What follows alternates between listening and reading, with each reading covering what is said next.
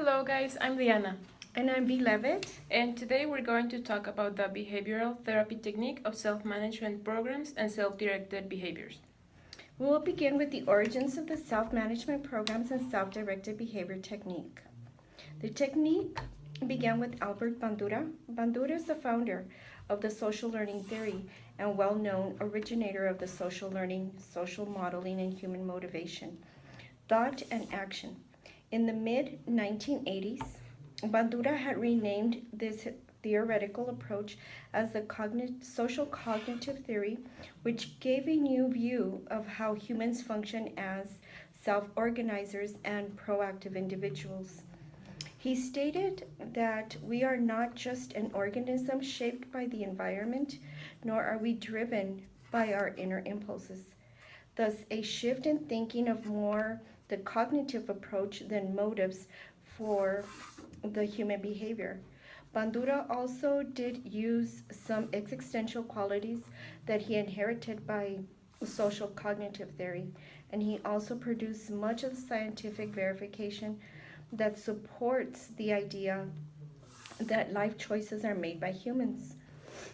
Bandura also identified that social learning theory involves people learning from one another by means of modeling, imitating, and observation. Social learning theory describes human behavior in terms of endless reciprocal communication between cognitive, behavioral, and environmental influences.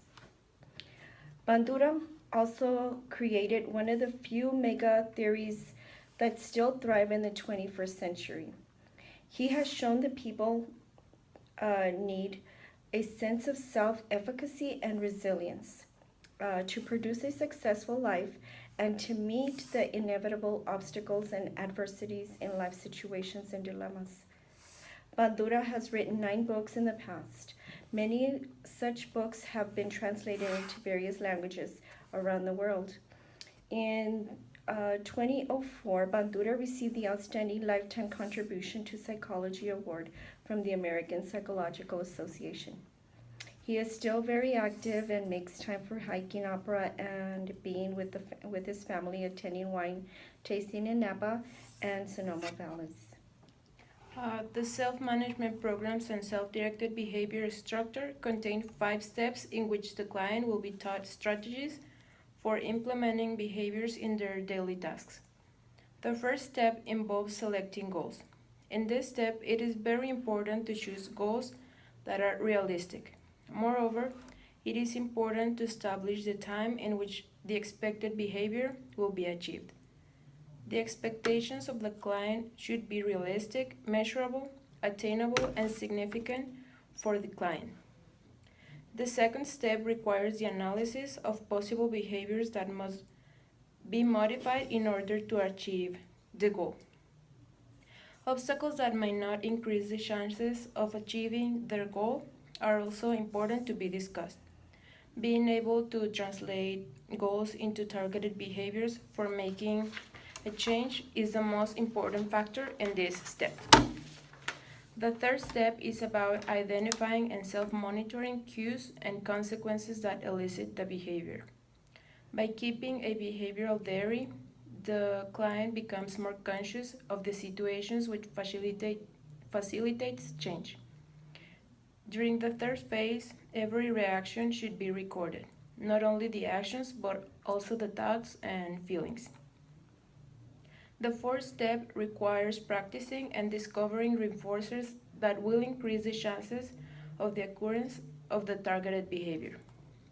In this step, negative thoughts and behaviors are being substituted for more positive and effective ones.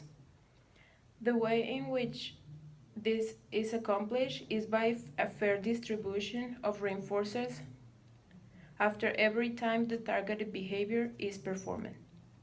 Sometimes to keep in mind is that the client should be honest when the reinforcer is being administered in order to produce effective changes. The last and fifth step evaluates the plan that is being put into practice.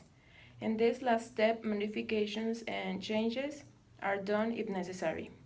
It is important to understand that changes will not occur in the first time and that adjustments might be necessary. By making plan adjustments and practicing, the client can learn how to make modifications by their own in the future. Including the self-management program often means different things to different people at different times, different things at different times, so even to the same people. This involves psychologists being willing to share their knowledge so that consumers can increasingly lead self-direct lives and not be dependent on experts to deal with their problems.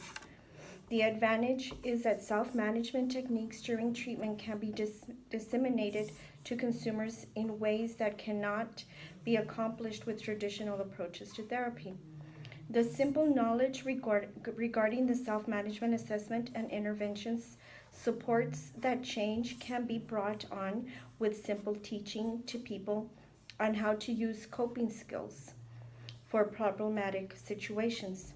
This method includes teaching clients how to choose authentic goals, how to translate these goals into target behaviors, how to create an action plan for change, and ways to monitor and evaluate their actions. Another advantage is that it is cost efficient and clients have a direct role in their own treatment and commitment.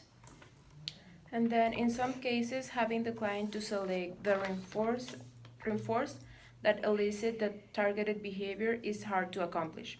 However, a variety of options are available for this step. For example, listening to what the client usually enjoys doing can provide the therapist with an idea of what can be said as a reinforce. Furthermore, the ideal way of keeping track of relevant factors that might contribute for the occurrence of the targeted behavior is by keeping a behavioral diary. Nevertheless, there are different methods that can facilitate the client with self monitoring. Some examples are wearing a specific wristband that constantly reminds them to avoid or to perform a targeted behavior depending on the case. Placing stickers in strategic areas where the targeted behavior usually occurs is another useful method that can be used as a cue. Portable devices where the client can set a reminder alarm can also be helpful. However, by listening to the client's necessities, we can adapt the behavior that works best for them. Useful, which is self-management techniques, have been implemented in the areas when people suffer from panic attacks and or helping reduce perfectionism as well as helping children to cope with fear of the dark. It also helps by increasing creativity and productivity, management anxiety in social situations, encouraging speaking in front of class, increasing exercise, reducing conflict with coworkers, improving study habits, controlling smoking, and dealing with depression. Self management research has been used in a wide variety of health problems in people suffering from arthritis, asthma, cancer, cardiac disease, substance abuse, diabetes, headaches, vision loss, depression, nutrition, and self-health care issues. Okay, and now we're going to demonstrate the behavioral therapy technique of self-management programs and self-directed behaviors.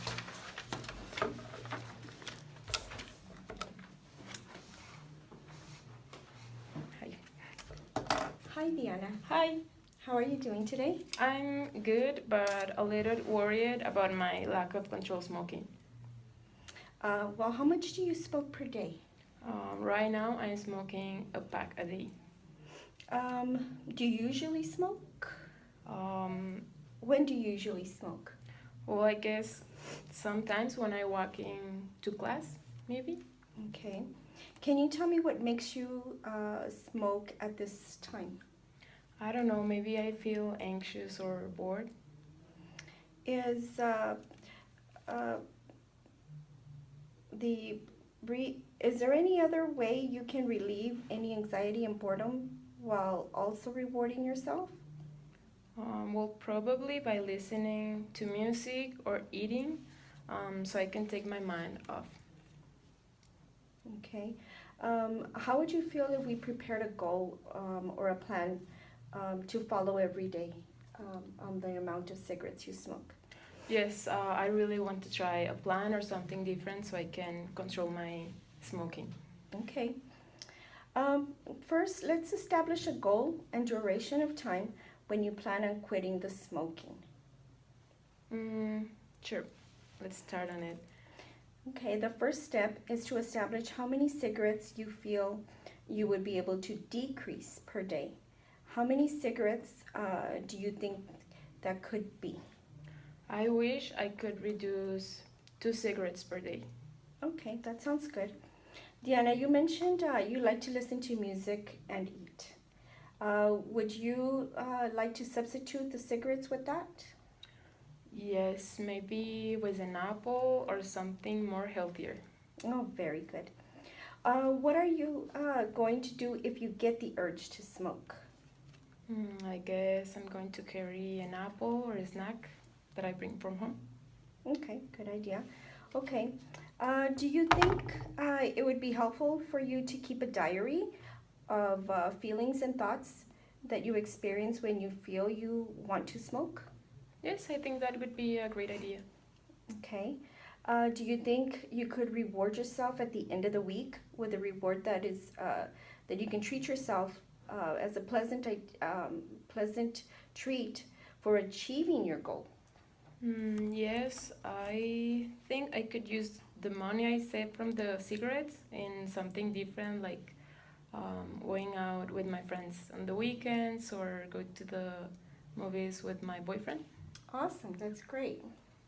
Okay, then I'll see you next week to see how you did. Don't forget to keep your diary so that we can make adjustments to the plan. Okay. Thank you so Yes, much. thank you. See Good you luck. next week. Bye bye. Thank you. Bye bye.